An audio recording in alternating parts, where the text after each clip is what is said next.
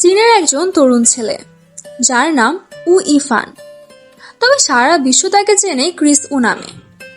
1990 সালে চীনের গুয়াংজু শহরে জন্মগ্রহণ করেন ক্রিস উ। এরপর 10 বছর বয়সে তার মাকে নিয়ে কানাডায় চলে যান তিনি। ছোট থেকেই সঙ্গীত ও অভিনয়ের প্রতি তার অদ্ভুত ভালোবাসা ছিল। 2012 সালে যখন তিনি দক্ষিণ কোরিয়ায় বিখ্যাত এজেন্সি SM এন্টারটেইনমেন্টের মাধ্যমে এক্সো নামের একটি বয় ব্যান্ডে যোগ দেন, তখন থেকেই শুরু হয় তার ঝলমলে ক্যারিয়ার। ক্রিস ও দ্রুতই দলের অন্যতম আকর্ষণীয় সদস্য হয়ে ওঠেন। তার স্টাইল, গভীর কণ্ঠ এবং চৌম্বকীয় ব্যক্তিত্ব ভক্তদের মুগ্ধ করেছিল। কয়েক বছরের মধ্যেই তিনি এশিয়ান পপ দুনিয়ার বড় নাম হয়ে ওঠেন। কিন্তু ক্রিস সবসময় স্বাধীন কিছু করতে চেয়েছিলেন। 2014 সালে তিনি হঠাৎ করেই এক্সো থেকে বের হয়ে যান, যা তখন বিশাল এক আলোচনার জন্ম দেয়। কেউ বলেছিল তিনি ব্যান্ডের মধ্যে অবহেলিত ছিলেন, আবার কেউ বলেছিল তিনি স্বাধীন হতে চেয়েছিলেন। যাই হোক, চীন ফিরে গিয়ে তিনি একক শিল্পী হিসেবে ক্যারিয়ার শুরু করেন। সেখানে তার ভাগ্য যেন আরও উজ্জ্বল হয়ে উঠল। তিনি সিনেমায় অভিনয় শুরু করলেন, গান গাইলেন এবং দ্রুতই চীনা বিনোদন জগতের সবচেয়ে আলোচিত তারকাদের একজন হয়ে উঠলেন। তার ডিজার্ভ, জুলাই এই গানগুলো হিট হলো, আর তার জনপ্রিয়তা ছড়িয়ে পড়ল আন্তর্জাতিক পর্যায়ে। 2017 সালে Hollywood cinema XXX return of Xander কেজে ভিন ডিজেলের সঙ্গে পর্দা ভাগ করে নেন ক্রিস উ। এত অল্প বয়সে এমন বড় সিনেমায় কাজ করা ছিল এক বিশাল সাফল্য। তিনি ডিওর, লুই ভুটন, বুলগারিয়ার মতো ব্র্যান্ডের অ্যাম্বাসেডর হলেন।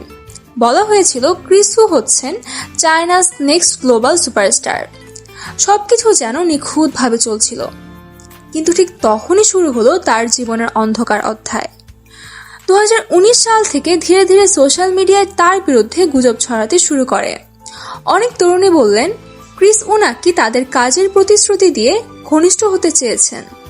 কেউ কেউ জানালেন তাদের পার্টিতে ডাকা হতো, মদ খাওয়ানো হতো, তারপর ঘটে যেত অস্বস্তিকর কিছু ঘটনা।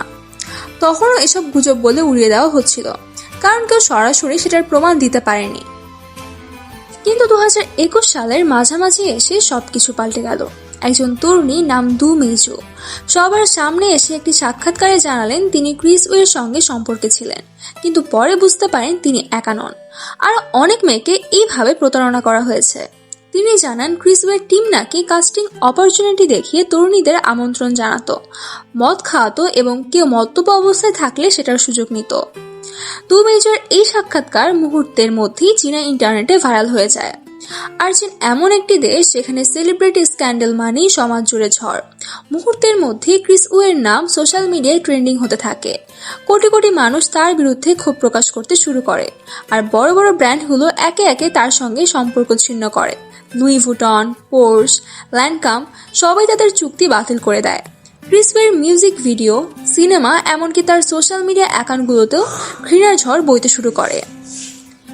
2021 সালের 31 জুলাই বেইজিং পুলিশ তাকে গ্রেফতার করে।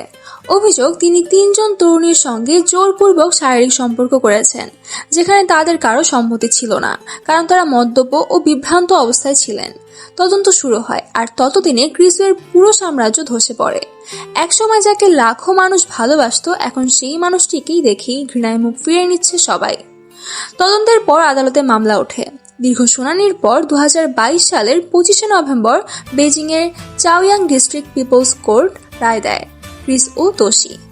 আদালতের নথি অনুযায়ী তিনি 2020 সালের নভেম্বর থেকে ডিসেম্বরের মধ্যে 3 জন তরুণীর সঙ্গে সম্মতি ছাড়া শারীরিক সম্পর্ক স্থাপন করেছে।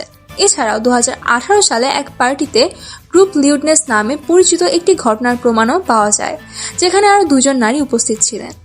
আর এই 2 অভিযোগ মিলিয়ে আদালত তাকে 13 বছরের কারাদণ্ড দেয়।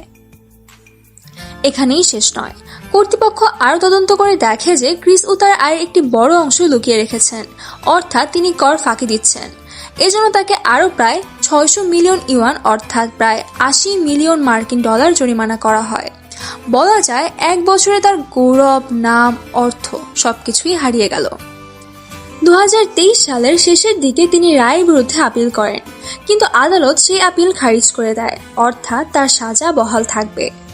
বর্তমানে ক্রিস উ বেইজিংয়ের চাওয়াং ডিটেনশন সেন্টারে বন্দী রয়েছেন। তার বিরুদ্ধে কর ফাঁকি ও অর্থ পাচারের অভিযোগে নতুন করে তদন্ত চলছে। তবে তার মা ও তার টিমের সদস্যদেরও এই অভিযোগে জড়িত থাকার সম্ভাবনা রয়েছে। যদি এই অভিযোগ প্রমাণিত হয় তাহলে তার শাস্তির মেয়াদ আরও বাড়তে পারে। ক্রিস ওয়ের এই পতন এতটাই দ্রুত ছিল যে মানুষ এখনো অবিশ্বাসে তাকিয়ে থাকে। একসময়ে যিনি ছিলেন তরুণদের ফ্যাশন আইকন, মেয়েদের ক্রাশ এবং ব্র্যান্ডের মুখ, তিনি এখন এক অপরাধীর মতো কারাগারে দিন কাটাচ্ছেন। তার নাম, গান, সিনেমা সবকিছু চীনের ইন্টারনেট থেকে মুছে ফেলা হয়েছে। বলা হয় তিনি এখন নিঃশব্দে নিজের ভুল নিয়ে বাঁচছেন। পরিবারের সঙ্গে যোগাযোগ খুব সীমিত, আর বাইরের দুনিয়ার আলো থেকে সম্পূর্ণ বিচ্ছিন্ন। ক্রিস ওয়ের এই গল্পটা আসলে এক নির্মম বাস্তবতা। খ্যাতি, অর্থ, ক্ষমতা সবকিছু যদি অহংকারের রূপ নেয় তাহলে তা ধ্বংসও ডেকে আনতে পারে। তিনি একসময় ছিলেন সেই মানুষ যার জীবন অন্যদের স্বপ্নের মতো লাগত, কিন্তু আজ তিনি এক সতর্ক বার্তা, একটি উদাহরণ কিভাবে খ্যাতির নেশা আর সীমাহীন ক্ষমতার অপব্যবহার শেষ পর্যন্ত একজন মানুষকে কোথায় নিয়ে যেতে পারে।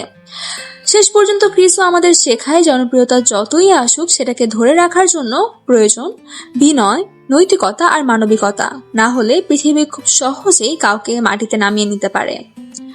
দর্শক, এই ছিল আজকের ভিডিও। আজকের ভিডিওটি ভালো লাগলে অবশ্যই আমার চ্যানেলকে সাবস্ক্রাইব করুন। আজকের ভিডিওটি আপনাদের কেমন লাগলো আমাকে কমেন্টে জানাতে ভুলবেন না। আর নেক্সট আপডেট পর্যন্ত এই চ্যানেলের সাথেই থাকুন। ধন্যবাদ। আল্লাহ হাফেজ।